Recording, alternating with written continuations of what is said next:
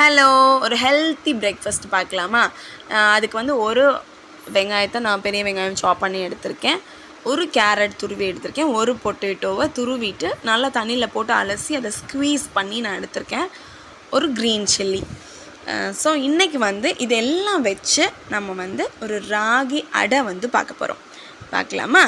So அதுக்கு ராகி பொடி நான் வந்து அரைச்சி வச்சுருந்த பொடி எடுத்திருக்கேன். அதுக்கு தேவையான அளவு உப்பு போட்டுட்டு உப்பு ஃபஸ்ட்டு நல்லா மிக்ஸ் பண்ணி விட்டுட்டு அதுக்கப்புறம் நம்ம வச்சுருக்கிற இந்த வெஜ்ஜீஸ் எல்லாம் ஆட் பண்ண போகிறோம். இந்த வெஜ்ஜீஸ் எல்லாம் கேரட் வந்து யூஸ்வலாக சாப்பிட மாட்டாங்க நிறைய பேர், அதனால நான் இதில் ஆட் பண்ணிடுறேன்.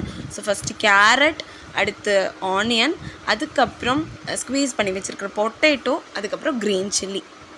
ஸோ நம்ம இதோட என்ன ஆட் பண்ணிக்க போகிறோம் அப்படின்னா கருவேப்பிலையும் மல்லி இலையும் ஆட் பண்ணிவிட்டு தண்ணி கொஞ்சம் கொஞ்சமாக தெளித்து நம்ம என்ன பண்ண போகிறோன்னா ஒரு பேட்டர் வந்து ரெடி பண்ணிக்க போகிறோம்.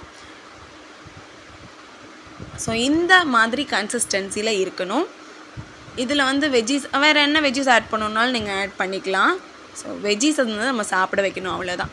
ஸோ தோசைக்கல் நல்லா சூடானோடனே ஒரு ரவுண்டாக எடுத்துகிட்டு நம்ம அதை வந்து தண்ணி தொட்டு தொட்டு நம்ம என்ன பண்ணலான்னா அப்படியே பரப்பி விட்டுட்டு 2 பக்கமும் ஆயில் விட்டு திருப்பி போட்டு எடுத்தால் சூடான ராகி அடை என்னோடய ஸ்டைலில் ரெடி.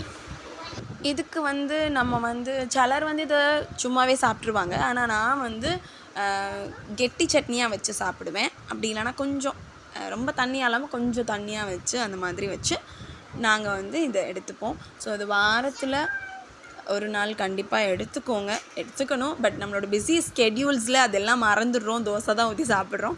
ஸோ டைம் இருக்கப்போ கண்டிப்பாக இதை செஞ்சு சாப்பிட்டு பாருங்கள். ஸோ திஸ் இஸ் ராகி அடை ரெடி ஆகிடுச்சு. கண்டிப்பாக ட்ரை பண்ணி பாருங்கள். உங்கள் லவ்டு ஒன்ஸோடு சாப்பிடுங்க. பாய்.